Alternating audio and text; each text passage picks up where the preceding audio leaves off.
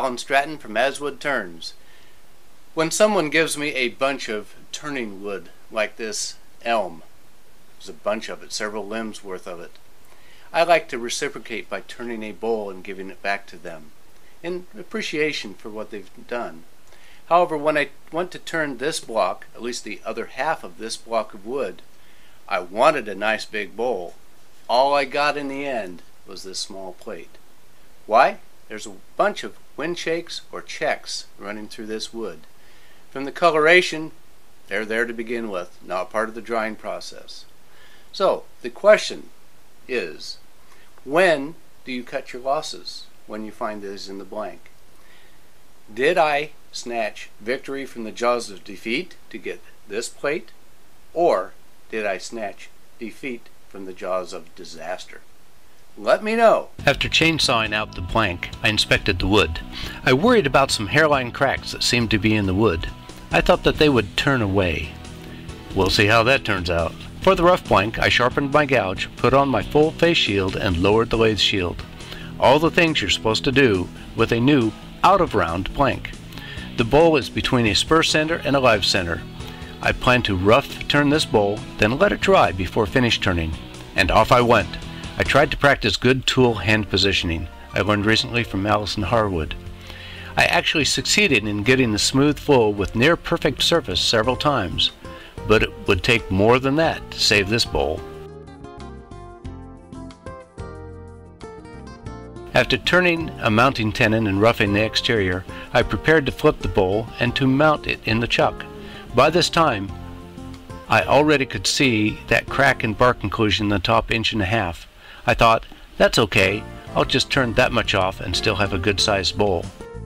As I hollowed the bowl's interior, I could see that the checks were not going away. In fact, there were a couple of surprises as small chunks tore out and flew across the shop. I stopped and marked the checks with a pencil. About this time, I decided to finish turn this bowl to final size.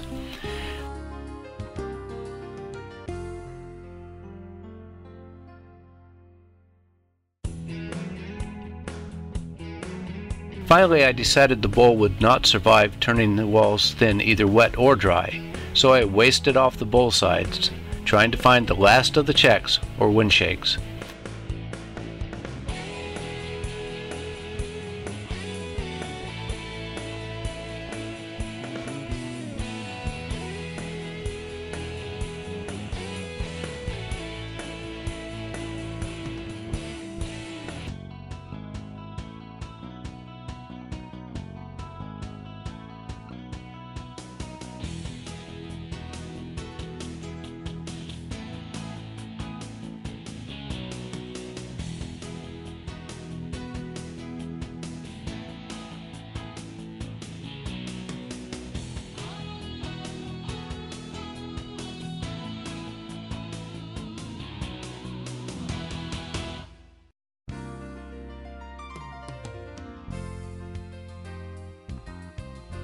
In the end, I have a plate.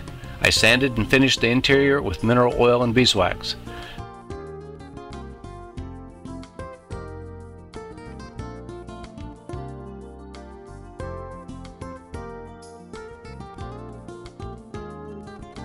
Then I flipped it around on a padded jam chuck to finish the foot. By this time, I was very frustrated with this bowl and extremely disappointed. Now I have a small 6-inch plate. It may still warp while drying. I expect that it will mellow out when dry to a rich golden brown. But I wanted a large bowl from this yellowish elm. So, you choose. Did I snatch victory from the jaws of defeat, or snatch defeat from the jaws of disaster? Make your choice in the comments below. Remember, especially when green turning a bowl, don't say what you're making until it's finished. Meanwhile, please subscribe to my channel. Until next time, I'm Alan Stratton from As Wood Turns.